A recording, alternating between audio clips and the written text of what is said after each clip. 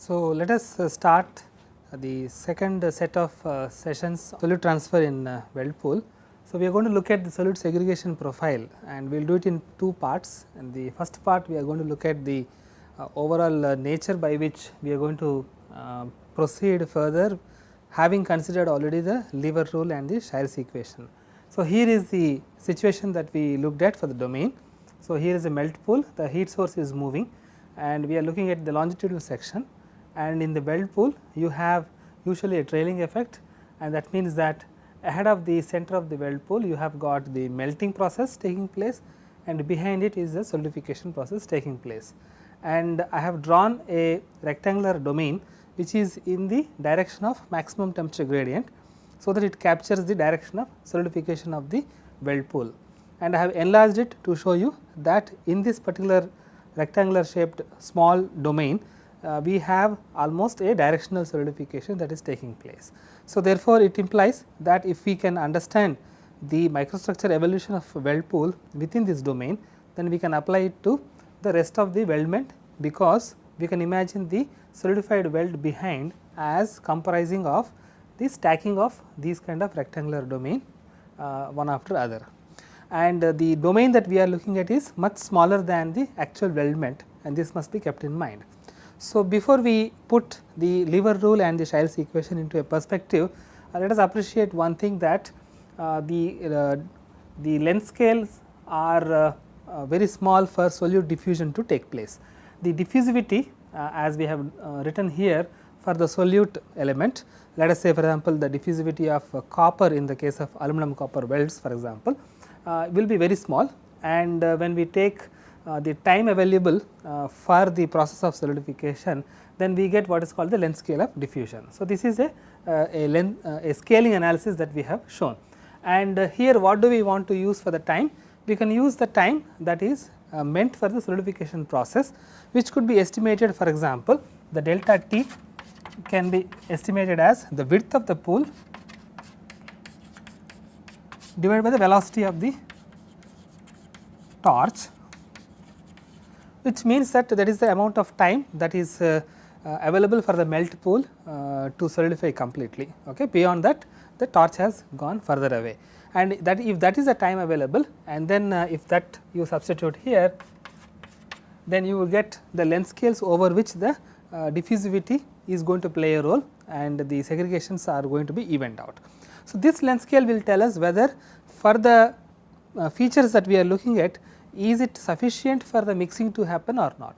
In other words, let us say for the feature we are looking at, let us say the side arm spacing or the primary dendrite arm spacing, etc., then if that length scale we are looking at is smaller than this number, it means that the mixing is possible in the complete sense. If it is larger, that means mixing is not possible completely. So, in that way we can actually see what comprises about good mixing or poor mixing, and we can just put that into a map. We can say it is here on the x axis, we can say mixing in solid, and on the y axis let us say we put in mixing in the liquid, and what we mean by this corner is, let us say, poor mixing, good mixing, and here also poor mixing and good mixing.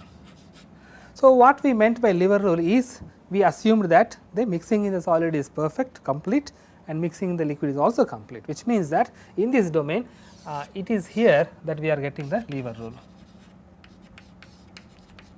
Okay, it is good in both.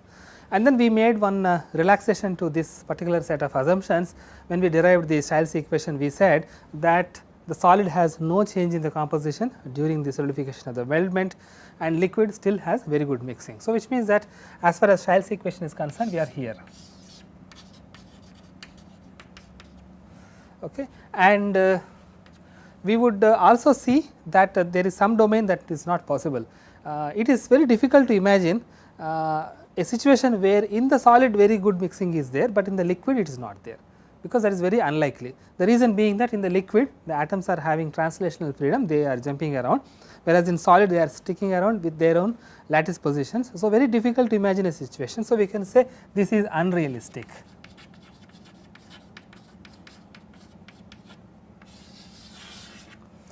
And where would the reality be? The reality would be such that the mixing in the solid is slightly on the poorer side and the mixing in the liquid is good, but not completely available. So, you can say the reality is maybe here.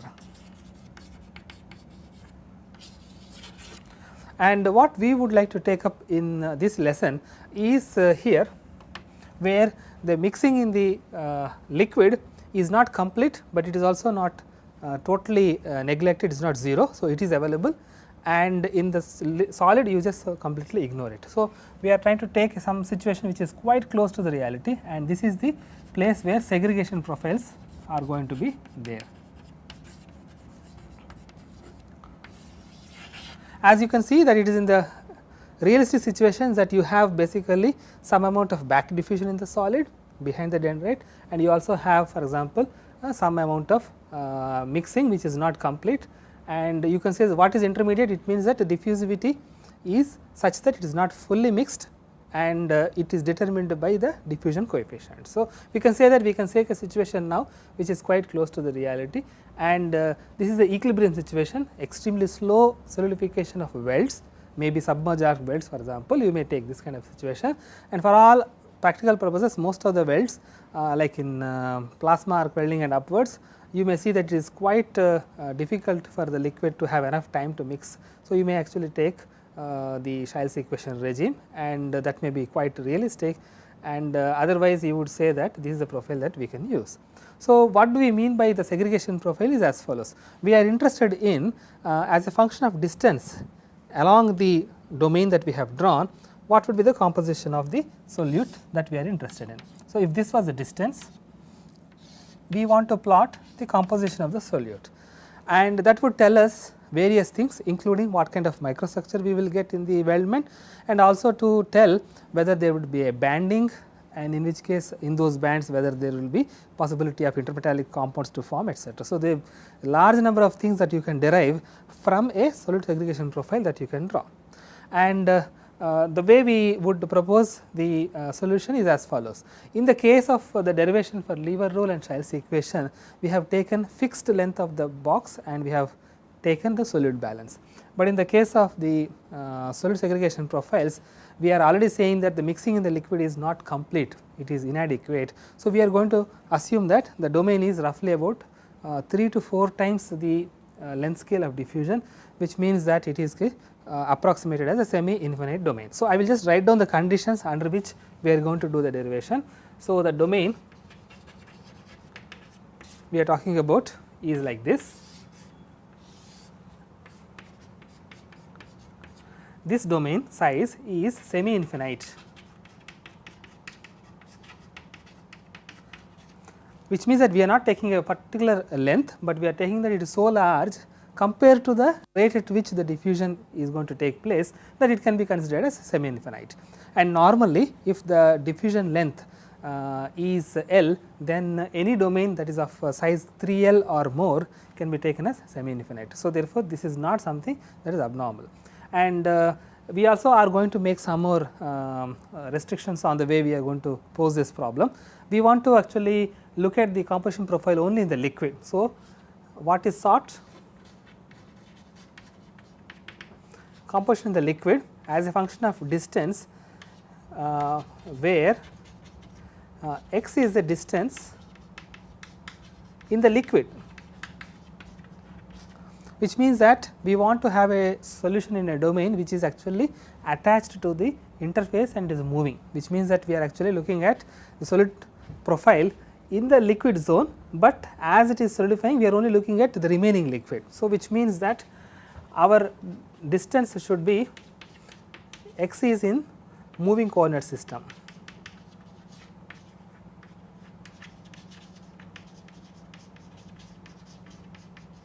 And at what velocity is this interface moving, or the coordinate system that we have fixed. So, at what velocity it is moving at moving coordinate system, which is moving at a velocity given by velocity of the front, and that is related to velocity of the torch, okay, through a trigonometric function which we can apply for the angle that it is growing with respect to the vertical, and vertical is the direction for the heat source, at an angle the solidification is happening. So, in other words, we are actually going to have in a moving coordinate system the equation written and the solutions are going to be applied. And what would be the equation that we need to solve? Equation to solve. It is nothing but the solute segregation model that we have done earlier. It is the same equation as we have done, but that is basically 1D generalized fixed law, okay, which we have already derived or compared with thermal modeling and done. So, that is the equation, and it should be written in a moving coordinate system also, and subject to the boundary conditions, the initial conditions and boundary conditions. So, that is the problem statement what we have, and once we have that problem solved, then we do have a grip on how the segregation is going to happen at a micro scale within a small domain, that is in the melt pool while it is solidifying. So, we would write the equation and draw the boundary conditions right away. Just give me 2 seconds to erase this part. So, the equation we are going to solve is this. Normally, you would write an equation like this.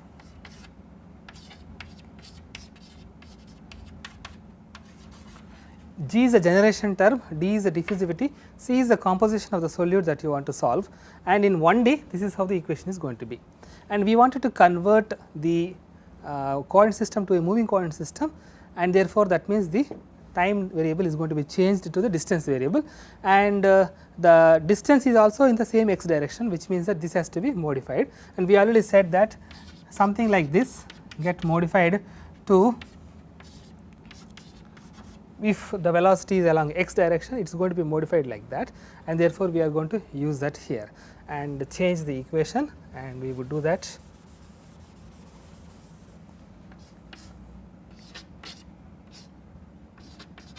And if you were to sit on the front and see which way the material is moving, normally it is moving in the minus x direction. So, you would put a minus sign. This can be changed depending upon the way you are going to plot, and if x positive x is going in the forward direction, then the velocity with which the material is moving is in the backward direction if you sit on the interface and look. So, therefore, it is going to be minus v. So, this is the equation how we are going to do, and we are doing it in such a small domain that there is no generation of solute, there is no reaction that is happening. So, this term can also be ignored. So, in other words, this is the equation that you are going to solve subject to the boundary conditions, and for you to identify what the boundary conditions are, then you must at least schematically draw how the profile is going to evolve, so that we can actually identify the boundary conditions at x is equal to 0 and at x is equal to infinity. So, for that I would actually show you how we could draw the profiles schematically and then make the boundary conditions.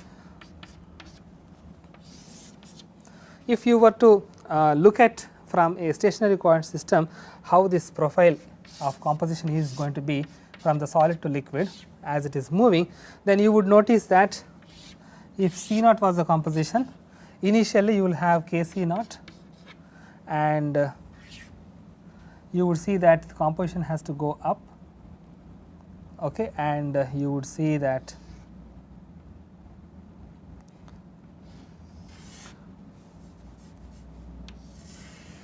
like this, because initial solid to form will be K C naught, average composition is C naught everywhere, and how much ever solute that is dumped will be in the liquid, and then liquid composition is going to be not flat, but it is going to be falling down approaching the C naught value as you go far away. So, that the diffusion of the solute is happening gradually, and as you keep on solidifying, so this is going to be go up and down. Okay. At the point that the solid composition reaches C naught, then the liquid composition should reach C naught by K. This we have already seen from the phase diagram. Here, to recollect, I will just draw it here.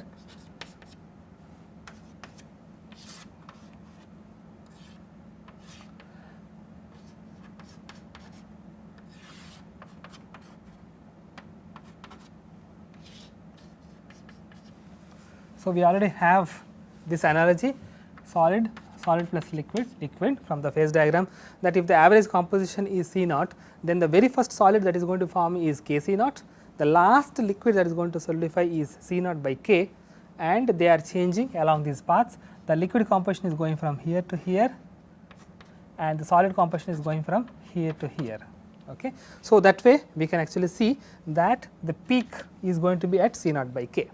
Now, there is an argument to say that if the steady state conditions are going to prevail in the moving coherent system, or in other words, if the profile is going to be stationary profile in the moving coherent system, then you will have the liquid composition always at C naught by K and solid composition always at C naught, because this ratio exactly matches the partition coefficient, and you may have a situation where the flux into the liquid due to the diffusion is matching the segregation that is happening. So, under that condition, namely when the solute rejected by the solidification is balanced by solute taken away due to the flux, diffusive flux. Okay. So, whatever solute is coming in to the liquid because of segregation is taken out because of diffusion, then you have a steady state condition possible. Under that situations, what happens is that the composition of the solid will be C naught, the liquid composition at the beginning will be C naught by K, far away it will be C naught. So, how the profile would look after some distance? Like that, and furthermore, okay, so it means that this amount of solute that is collected at the interface will be taken along with the interface as you go along, and the profile is going to look like this. So, we would then draw that neatly to identify the boundary conditions. So, let us just do that. So, it means that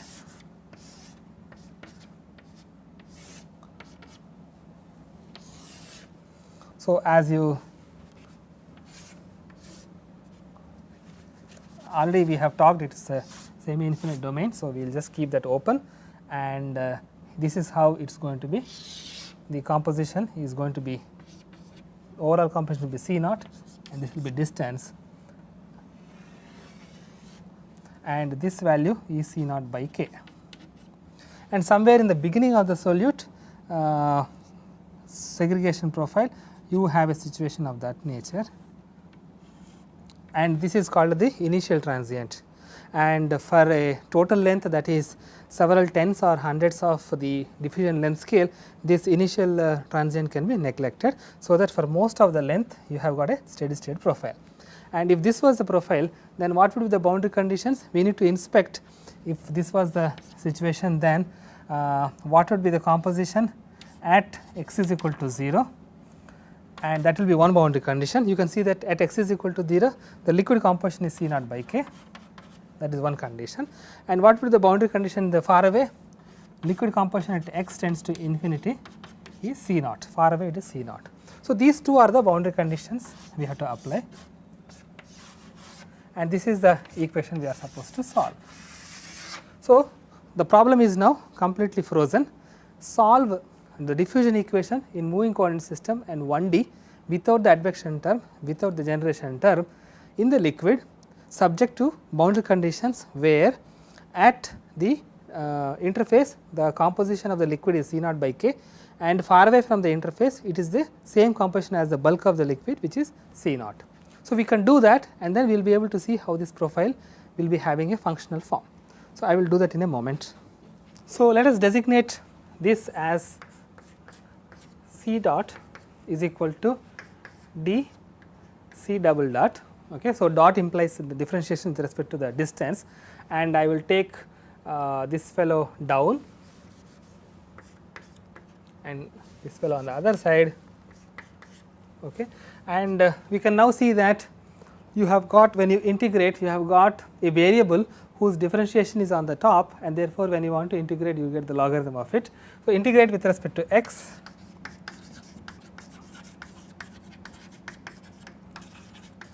once and you get minus Vx by d plus constant is equal to logarithm of c dot, and you can then take the logarithm to the other side and you can see that it is exponential.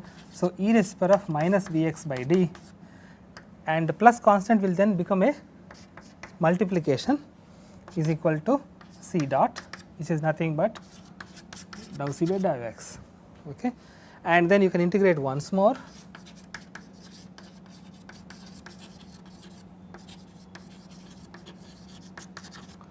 and you can see that integration of e raised to the power of any function will be the same function, and therefore, it would look like a prime e raised to the power of minus Vx by d. So, I am just absorbing minus d by v into a and calling it a prime, and plus constant is equal to c. So, that is the solution. It looks like the composition of the liquid is going to be b plus a multiplication factor a prime into e raised to the power of minus Vx plus d. Now, we can subject that into the two boundary conditions. You can apply the boundary conditions, and you can see that when you apply the boundary condition at x is equal to 0, you would see that this one would then go to unity, which means that a prime plus b is equal to c naught by k, and when you apply the second boundary condition, x tends to infinity. When x tends to infinity, this tends to infinity, and with the minus sign it goes to the denominator and therefore, it goes to 0. So, it means that b is equal to c naught, and that means that a prime is equal to c naught by k minus b minus c naught. Take c naught into common, 1 minus k by k. So, you substitute both of these into that equation and you will get the solution as follows. Composition of the liquid is given by a prime, that is this, c naught into 1 minus k by k e raised to the power of minus Vx by d plus b, which is c naught. Now, you can take c naught into the denominator on the left hand side, so that you can just look at it as a function as follows. So, that it is like a just a profile. So, you can see that c liquid by c naught is equal to 1 plus 1 minus k by k e raised to the power of minus Vx by d. So, you can see that you have an exponential function to tell you how the composition is varying. When x is equal to 0, then you have got this unity, and you can see that it will become basically 1 by k c naught by k, and that is the value c naught by k here, and x is equal to infinity, this goes to 0 and that composition will be just c naught, and that becomes c naught here. So, we have verified. So, it is an exponentially decaying function is something that we have derived from here. Okay. Now, what does it imply to us? It implies that the composition profile in the box towards the weld center is going to be an exponentially decaying function, and that is going to have some implication on how the microstructure is going to evolve. Okay. So, we will come to that in a moment, and before we wind up, we can just look at this function and try to simplify some more aspects of it. Okay. So, the one thing that we want to simplify is as follows: can we convert this amount of segregation profile that is there into an equivalent triangle and inspect what would be its width. Okay. This is something that I would give you as a homework problem. So, the problem itself I am going to state it like this: convert the exponentially decaying function into